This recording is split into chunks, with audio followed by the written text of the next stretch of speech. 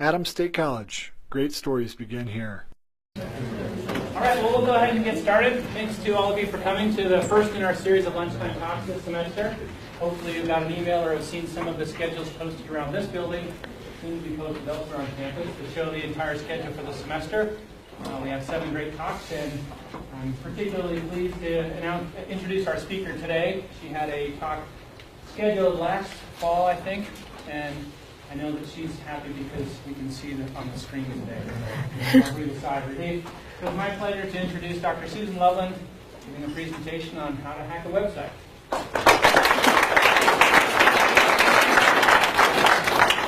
So thank you. I want to mention up front that hackers actually come in all shades of black and white.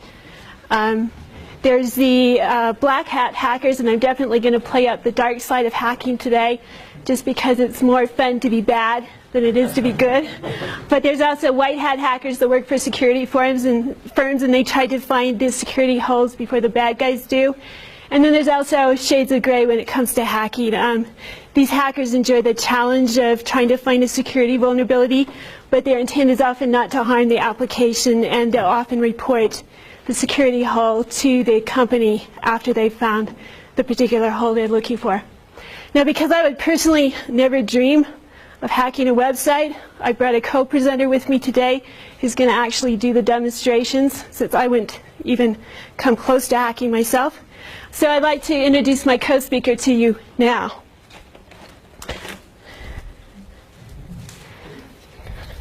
Okay. Hi, I'm Eve. I'm Dr. Loveland's evil alter ego, and I'm going to be doing the hacking demonstrations today. One thing that Dr. Loveland forgot to mention is the black top hat became the symbol for hacking because it used to be what the bad guys wore in the old Western movies.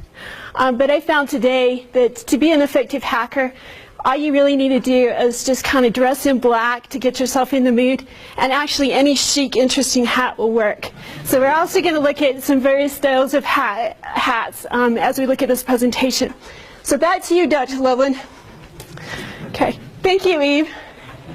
I want to mention before we get started here, why is the internet a playground for hackers out there? Well, first of all, because it's ubiquitous. There's just so many web applications out there. And it's reported that most of those web applications have security vulnerabilities. In fact, it's estimated that approximately 80% of the web applications out there have serious security vulnerabilities. Second of all, it's very profitable. If you can find an attack that just has a very low rate of return, because you can automate it and scale it, you can make a huge profit on the thing. Third, it's very simple. Only the first hacker really has to be creative and intelligent. Hackers love to boast about their exploits, and if you do a Google search on the internet just under hack and a particular application you're interested in cracking into, you can bring up hundreds of results of things to try. Also, it's a very safe way to break the law. It's very hard to tell when a web application has been hacked. And then if you know that it's been hacked, it's very difficult to track down the person who's attacked it. When you rob a bank, you actually have to be there on the premises. But when you're hacking a web application, you can work from overseas, where there's very little extradition laws, and be relatively safe in terms of hacking. So what do you do first when you're trying to hack an application? Well, I have to admit the first step is kind of tedious because you really need to understand that application, exactly how it works, all the ins and outs of it. These are some of the things that you should look for when you're examining the application. That we have a whole list of things to check for that can give you clues about how to break into the application. Now, we don't have a lot of time here in this presentation, so I'm just going to introduce you to the application that we're going to be hacking, and you can kind of look for possible holes in it as I'm going through it. So the application that we're going to be hacking today, I call the faculty web pages. This particular project came out on my CS 245 web programming class about 1.5 years ago. At the time this class was being taught, there was a move across campus to actually have all the faculty on campus use a uniform set of web pages with the idea that we'd be a little bit more professional in our web presence if we did that instead of each of us going off and doing our own thing.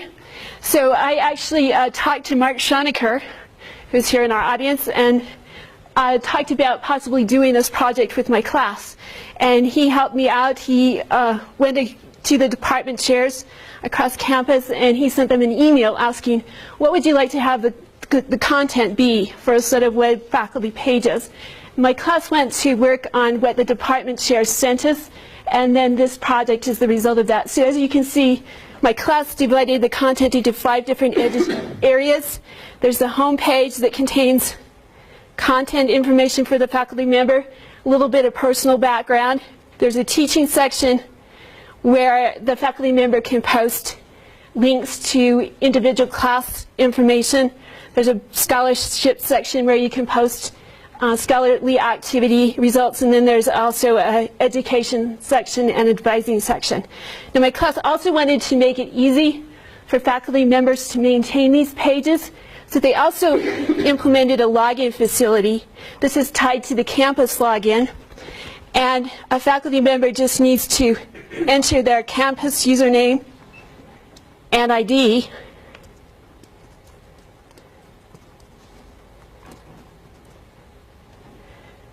Okay, and then the same page appears, but now there's edit buttons on the page. And so the faculty member could just go in, hit that edit button, and then either add information to their page or else correct existing information from their page. So that's basically an outline of the application that we'll be hacking today. Going back to the presentation, you have to. Okay. The first attack that we're going to do today, well, first let me talk about the equipment that we're going to need. Now, it's just like, hacking is just like any other occupation. If you don't have the proper equipment, you're just not going to be as effective. And one good thing you want to do if you're going to hack is you want to have an intercepting proxy server. Now, what that proxy server will do is it will intercept all messages that go between the client computer and the server computer over here. You can examine all the messages. It's very helpful because there's a lot of hidden traffic that goes between a client and a server that you normally can't see, and the proxy server allows you to examine all of that content. Furthermore, it allows you to alter that content. So you can actually completely determine what goes over to the server. And for the students that are programming students in the audience, I just want to say that means that on the client side, it really doesn't matter what kind of controls you put into your code on the client side, because a good hacker can always circumvent those controls by talking directly to the server with whatever your browser is being sent. So we need to get a proxy server for this application. Now, how do you get one? Well, it's not hard. You just download one. Okay, these are 3 of the leading proxy servers that you can download, and even better, they're free. So it doesn't cost you anything. You just install them like you would any other application that you might want to run. You do have to configure your browser to use the proxy server, and Eve will be demonstrating that in just a minute, how to configure the browser to use it. Okay? Well, the first attack we're going to do today is a dictionary attack. All a dictionary attack is trying to guess someone's password by going through a big list of possible passwords and trying each one until you get a success. So that's a dictionary attack. And just like anything else, if you need a dictionary, just download one from the web. They're available all over the place. So they're very easy to get. Now, before you launch a dictionary attack, there's one other thing you should do, and that is you should examine really, really carefully what is the password policy for the application that you're trying to attack. Now, because these faculty web pages are tied into the Atom State login facility, we need to examine that to see what kind of passwords we want to try as we hack our application. Now, if we look at this screen here, the best place to go to examine passwords is you go to the password reset screen right here, because they often will give you a clue about what to try. Now, you can see what I did is I just entered a wrong password, and these guys are so helpful. They just post this message up here in front telling me exactly the kind of passwords I want to try. I know that with my dictionary I don't want to try any words that are less than 8 characters long, and I also know I've got to try letters, both upper and lowercase, numbers, and symbols with my attack. And now I have to admit, they've deteriorated in their service a bit since this screen was posted. When I last went to their website, this is instead what they gave me when I checked their password functionality.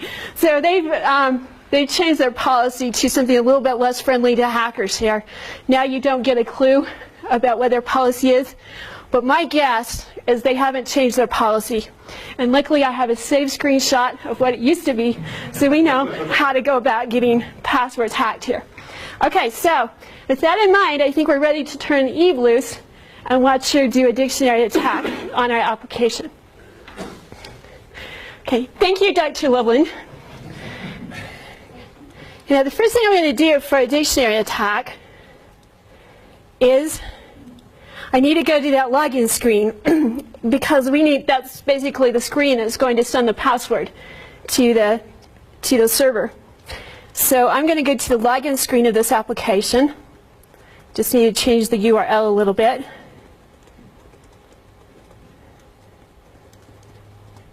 Okay, so here's their login screen.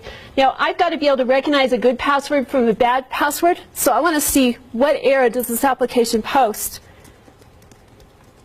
when I enter a bad password. And by the way, we're going to be trying to hack Dr. Loveland's password today, so that's why I'm going to be trying her username. Okay, so that's really important, what I just saw there. We want to look for that phrase, login error, because that's how we're going to know when we got bad passwords, when we get that. Okay, now the next thing I need to do is I need to configure my browser to use that proxy server. So I'll change my preferences just slightly in Firefox. Let's see, I forgot to do this. Let me bring up the screen a bit. Okay, so let's go to Edit Preferences, and under the Advanced Settings area, you can see I'm using the system proxies right now. I want to use a particular proxy. My proxy is going to be listening at port 880. So I'm configuring it to now send all requests not to the server, but over to that proxy that's going to be listening and allowing me to intercept the request. Okay, next thing I need to do is I need to bring up my proxy. So I've just downloaded that.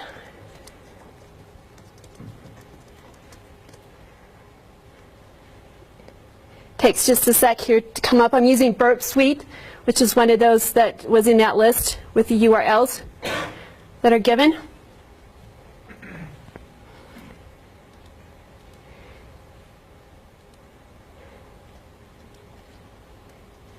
Okay, so here's Burp Suite. This is what we'll be using to do our attack.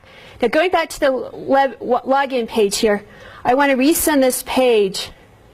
This could cause problems. Okay, I have to first, the proxy, if you notice this web application is using an encrypted connection because it's an HTTPS URL, and the proxy doesn't have a valid HTTPS certificate, so I have to actually say I'm willing to talk to this proxy server and confirm the security exception here before I can get the page. Okay. And let's see. Okay, now what's happened here is I made a slight mistake here. Let me switch back. I put the proxy server in a little bit too fast because it's grabbed my request. Let me go back, change it to manual settings. I really need to get this login page first. Then I'll go back and change my proxy, my browser to use the proxy because I should have done that first. Okay, so now we've got the login page and it's going to be talking to the proxy server. So again, I want to enter Dr. Loveland's username and I want to enter her password badly, get that error, and that should be sent over to my proxy server here, and sure enough it got that request. So let's see, let's forward this to the Spider and look and see if we can get a post request because that's what I'm really interested in. Okay, so here's the post request that I was looking for. Normally form fields are sent with a post request, and this is the post request that has that form information in it. Okay, now I'm going to, there's a lot of different attack methods that you can use here. there's an intruder, a repeater, a sequencer. We're going to use the intruder. So I'm going to send this information to the intruder, and then we'll look at it here. Now, this is actually all the stuff that's being sent over to that proxy server. So you see a lot of stuff you would normally not see if you're looking at a web page. You can see there's all kinds of hidden stuff that's actually being sent over to the server.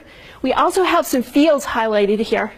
And these are the fields that hackers like to do guessing attacks on. So this is getting set up for us to do a guessing attack. And if you look at this, the only one we're really interested in, I know Dr. Loveland's username, she posts it everywhere. All I'm really interested in is that password. So I'm going to clear off most of those fields, and I'm just going to highlight that password field, because that's the one that I really want to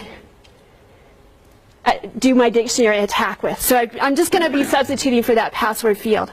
Okay, now this screen here, it's the kind of thing that just really makes you glad to be a hacker. I mean, look at the different kinds of attacks we can choose from. We have a sniper, we've got a battering ram, we've got a pitchfork, or we can use a cluster bomb on this application, okay? Now I'm going to keep things simple here. We're going to just do a sniper attack on this application, so we'll choose that one. Under positions, under payloads, we have to do a little configuration.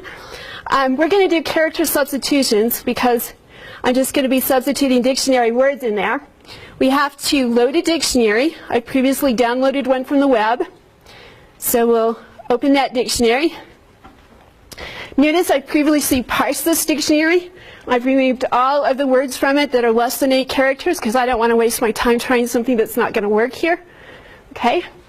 The other thing that I would hope is very relevant to everyone in the audience is this field right here.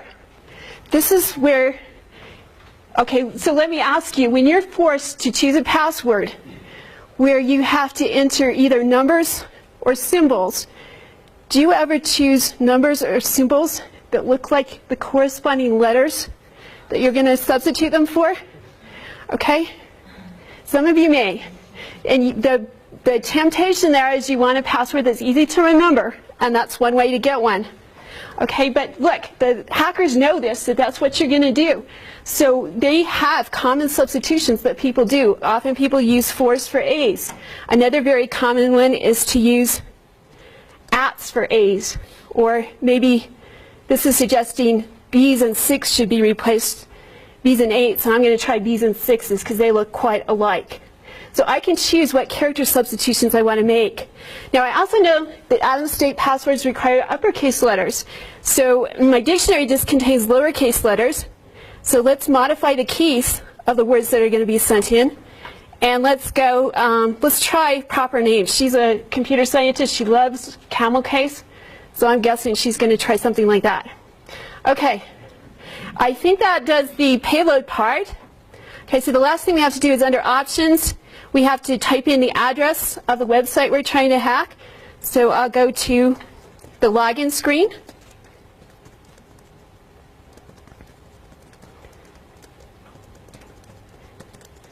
So there's the web page that we're going to try to attack. The last thing I need to do is tell this tool how to recognize when the password is correct or not. And that's where we know that phrase, login error. So I type that in. I add it to the words that will be recognized as bad logging characteristics, and I think I'm ready to do the attack. So up here on the intruder screen, I'll start my attack. Okay, this is, I have to say, Dr. Loveland is really cheap. I've been campaigning for years to get her to buy me the professional edition. She makes me use the free edition. Okay, anyway, looking at this thing right here, you can see we're going through the dictionary, and we're substituting in capital letters, symbols for the words in the dictionary. Over here you see an error column, so it's checking for us to see if the logins were correct. Now normally I would just go get a cup of coffee or even come back a day later because these attacks can be kind of slow taking place. But we may be lucky in case Dr. Loveland chose a word here at the beginning of the alphabet. Let's see. Oh, there it is. Okay, so she chose aardvark. She used a capital A and she used an @ symbol for the little a's. Notice that this password completely meets the Adams State password specifications. and yet it was just so easy to guess with this dictionary attack. So you have to be very, very careful with your passwords.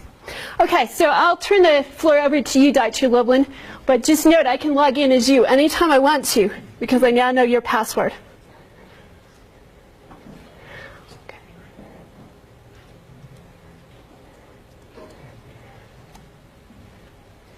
Okay, thank you, Eve. I want to ask the audience, how common do you think these password attacks are? The answer is very, very common. First of all, it's estimated that about 70% of the websites out there have authentication vulnerabilities. And what that means is the application developer put in some kind of bug into the login facility that makes it easier to hack than it might otherwise be. But dictionary attacks, they can happen to anything, and these are very, very common. This one is a famous one that occurred last year. Somebody did a dictionary attack just like I illustrated against Twitter. They grabbed an administrator account, and using that administrator account, they were able to modify the postings of some very famous people with a hacker's jokes. Okay, just as anecdotal evidence, the first year I was here at Adams State, I was running a web server for my class, which had exactly 4 students in it.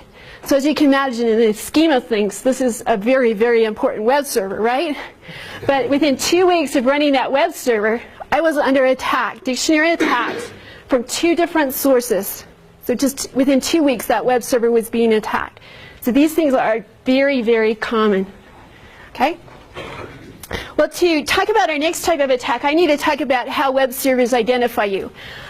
Basically, the protocol between a client and a browser, a web client like a browser and a server is HTTP, and that's what we call a stateless protocol. And by that we mean the web server doesn't remember who you are from one session to the next. It has no idea who you are. But you know, when you use a web application, it does remember you, because when you put things in your shopping cart, they stay there, right? You can go back and look at them. So it does remember you in some sense. Now, a common way to implement that is using session ID cookies. What the web server does is after you've logged in, it generates one of these cookies. These cookies tend to be mixtures of letters and digits. They can have any particular name the web server wants to give them. And then once that cookie is issued, the web server sends it over to the browser, and the browser stores that cookie locally on your computer. Then anytime the browser makes a request back to the server, it sends that cookie back. The server can then look up who you are based on that cookie that gets sent back. So that's a common way for web applications to do identification. The next attack I'm going to illustrate is called a cross-site scripting attack, an XSS attack. The idea with an XSS attack is you want to force the web browser to execute some malicious code. Now, the code could be anything. Often it's JavaScript, however. That's a very common vector for XSS attacks. The goal also can be anything, but often the goal is to capture the victim's session ID. Now, why is the session ID so valuable? Well, if you think about it, it's pretty much as good as a password, right? It identifies you. So it's like interchangeable with your password. If they can grab your session ID, they've got you. They can masquerade as you anytime they want to with a proxy server. Okay, the ultimate goal of this varies. Sometimes they just want to deface your page. Sometimes they want to do something, an automatic action on your behalf, masquerading as you, or possibly injection of malicious code. Okay, so how do you look for an XSS vulnerability in a web application? Well, what you want to do is you want to find an input field where you can enter some information and then have it echoed back on the web browser. Okay, so here I've incorrectly entered Plaquemine Hall for my building location.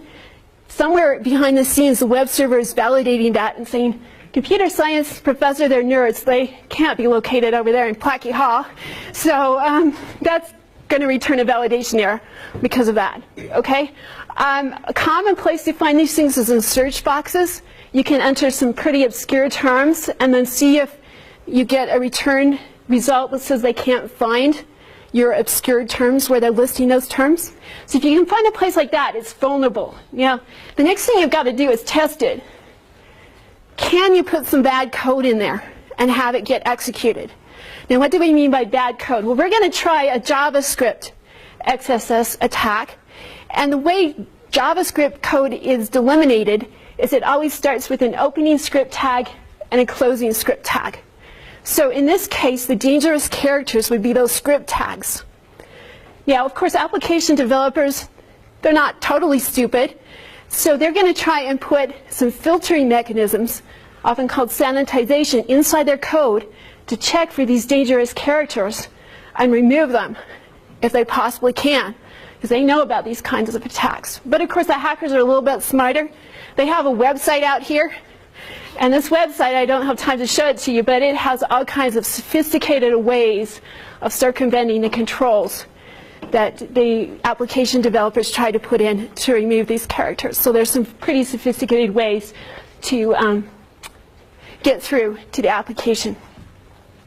Okay, so let's talk about how that attack is going to take place then, this XSS attack that we're going to do. Okay, we've got the server. We're going to be inserting our malicious code into the server. We've got Eve here. She's ready to hack, but there's something missing. Okay, what's missing? Well, you need a victim, right? I mean, what's the good of an XSS attack if you're not going to harm somebody, right? Okay? And if you think about it, I mean, I'm not going to be the victim this time because Eve's got my password and she can do anything she wants to my account, right? I'm no challenge to her anymore. She's after the big game this time. She's not after the little guys anymore. So let's bring our victim onto the scenes.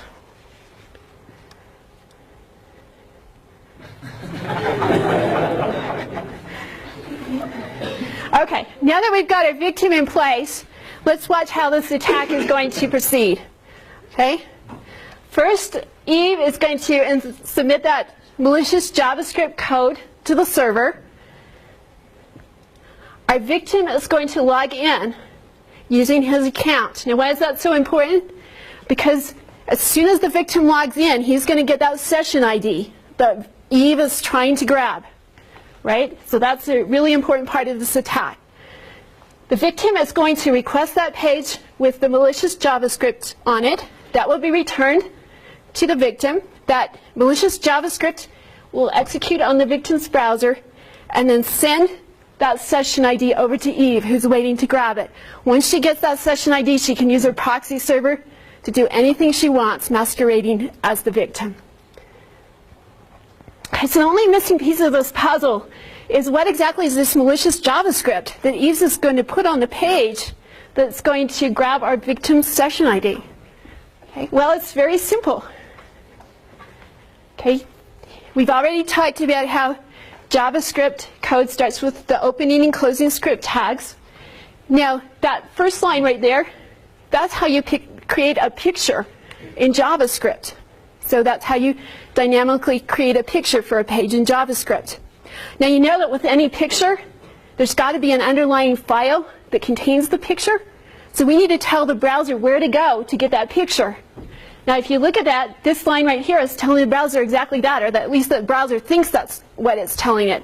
So it's saying if you want to find out where that picture is you're supposed to put on the page, go to this website, but that's Eve's website, and ask for this. But this isn't a picture file. This is the session ID that we're trying to grab in JavaScript. Okay? So it's that simple to grab the session ID. Okay, this line here, normally this isn't present in an XSS attack.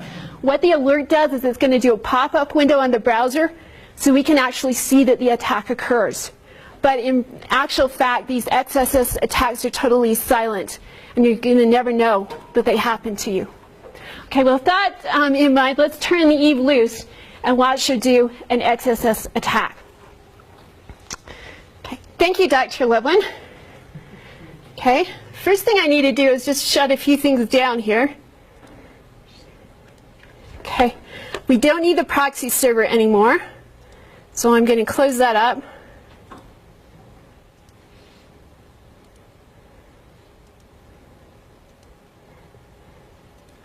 Okay, and the second thing that we're going to need to do is reconfigure our web browser See, let me change the screen here while I'm thinking about it.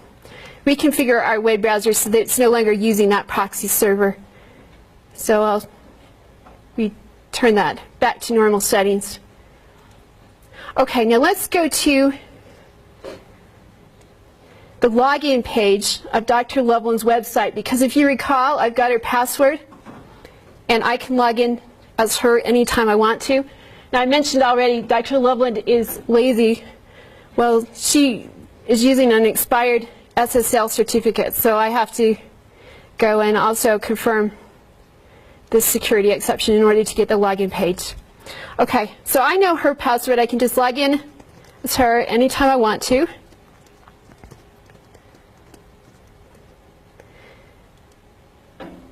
Now, because I'm logged in as her, I can edit her web page. We've already seen a place where there's a security vulnerability in the application. So I'm going to enter my malicious JavaScript right there.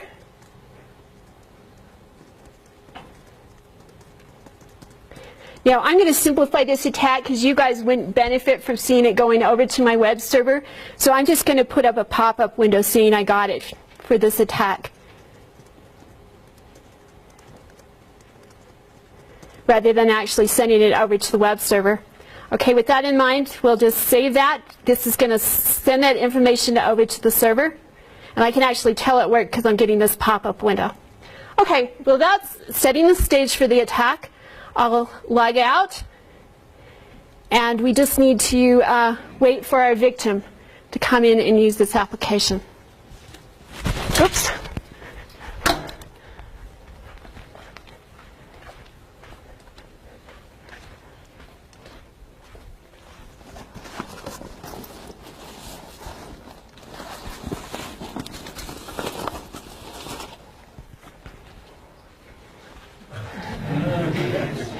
I just got back from a fascinating parking meeting, which we discussed whether Subarus or Jeeps should have priority in parking spaces, and then the interesting issue came up as to whether sunroofs would make a difference.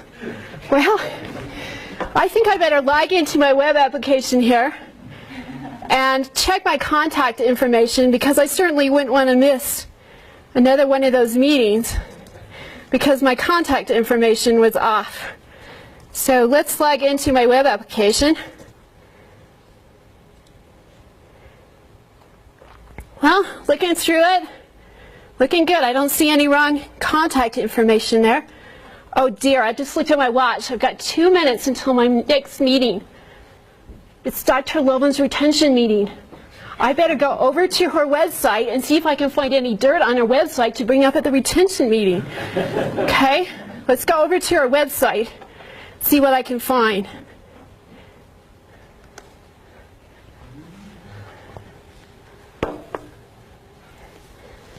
Dr. Aldrich, you've been hacked.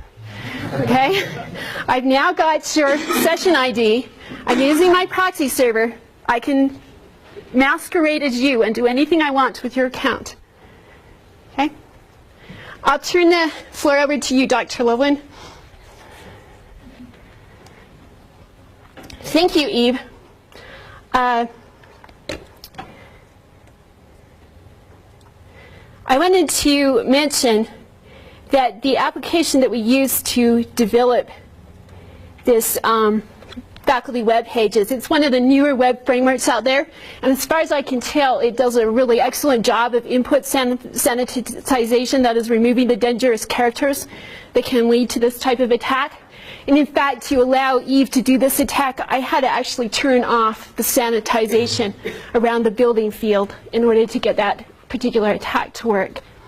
Okay, so how common are these cross-site scripting attacks? Well, extremely common.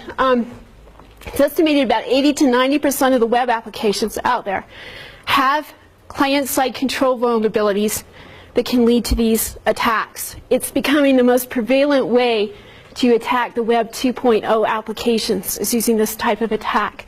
This is probably one you've heard of. It's one of the most famous ones out there. Sammy in 2005 figured out a way to get past the input filtering on MySpace. He put JavaScript into his web page, just like Eve did to mine, that did two things. It added Sammy as a friend of the victim, and then it also made a copy of itself and put that copy onto the victim's profile. Okay, the attack started very, very slowly because, in fact, very few people actually looked at Sammy's page, but then as more and more people got infected, the attack just became exponential in terms of the number of people that were infected, and it eventually forced MySpace to shut down. So these attacks can be quite serious. Okay, the last attack I'd like to illustrate today is called an access control attack. You succeed at an access control attack if you're able to view information that you're not authorized to see. There's a number of ways to try to find an access control vulnerability. One way to do it is that application developers are often forgetful. They'll leave files in the document root of the web server that if you can discover their existence, you can then view, and they can often contain information that's not meant to be seen by the public. Another way to find a vulnerability like this is examine the URLs very carefully. So, for example, if I had a URL like this, the natural thing to try is, well, is there a pattern here? Maybe I could get a document I wasn't supposed to see by just tweaking the numbers a bit here. Web applications also tend to have different levels of users built into them. So if I saw a URL like this, the natural thing, of course, to try would be, well, what would happen if admin equals true were entered to the website? But actually, the most common source of these access control vulnerabilities is just incorrectly implemented, functionality that wasn't implemented correctly. And in fact, that's what Eve's going to illustrate to you now. Thank you, Dr. Loveland. To examine this last attack, we're just going to have to look at the URLs of our web application really, really carefully. So let me actually make this browser a bit bigger so that we can see the URLs. Let's go to Dr. Loveland's web page and look at that really quickly. Now I have to get rid of this annoying JavaScript I put up. But the URL is index-1.html. If we go to Dr. Aldrich's web page, what is his URL? Index-2. You think there's a pattern here? Okay. Now, I can log in. I don't really care about these pages because they're just static. There's no way I can enter information into them. I want to get to that form. So I'm going to log in as Dr. Loveland and see what her form is.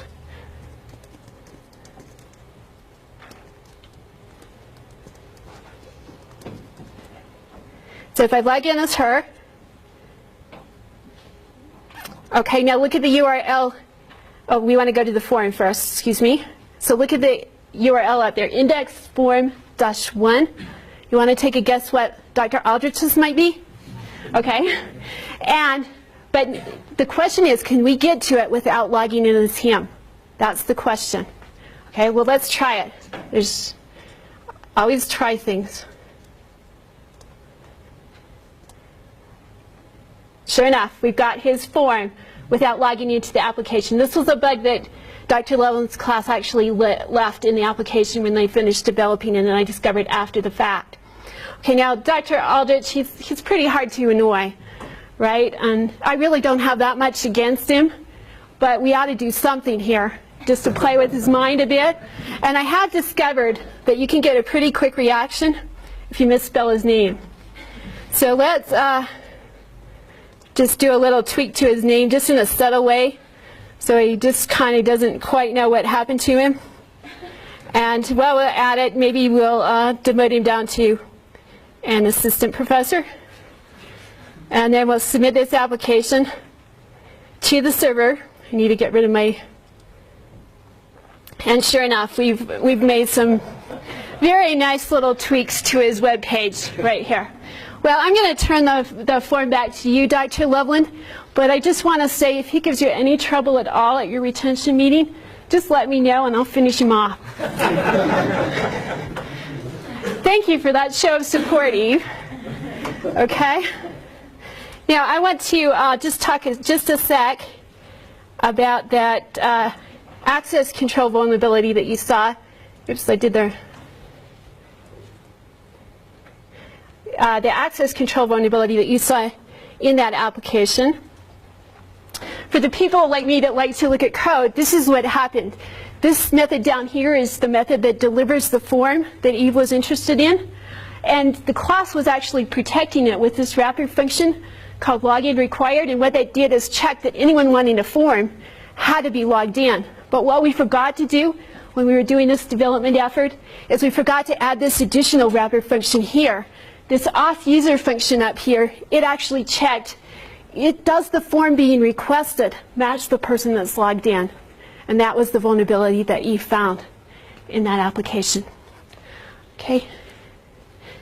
And how frequent are these? Well, about 78% of the applications out there have access control vulnerabilities. One that occurred last year on a university campus was the hackers discovered some hidden files that had been left in the document server of the web server. And they were able to view these files, see the social security numbers of over 160,000 people.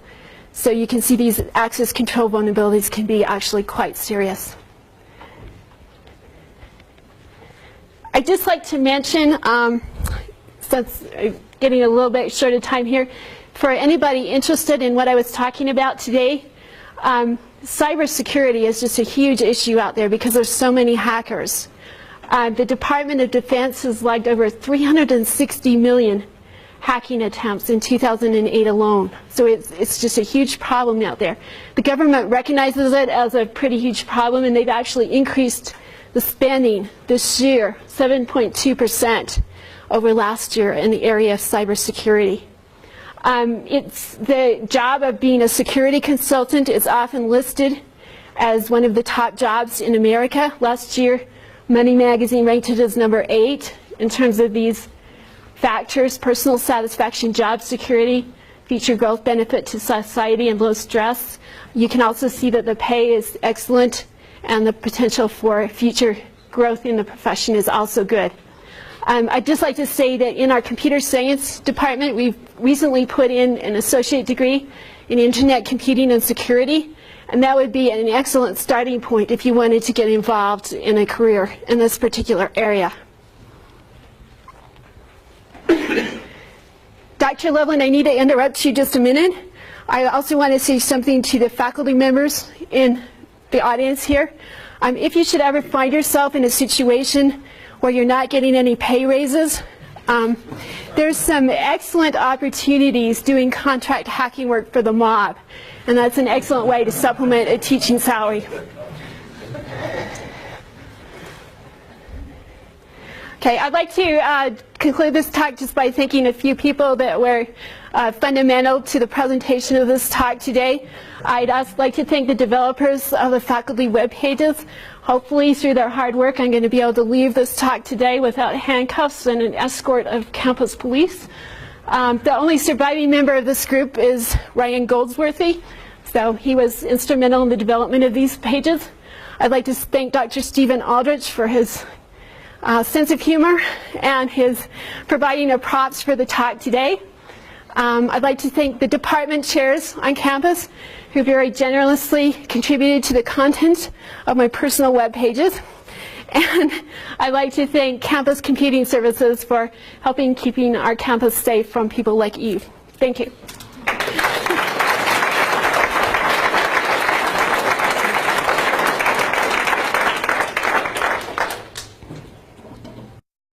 Adams State College. Great stories begin here.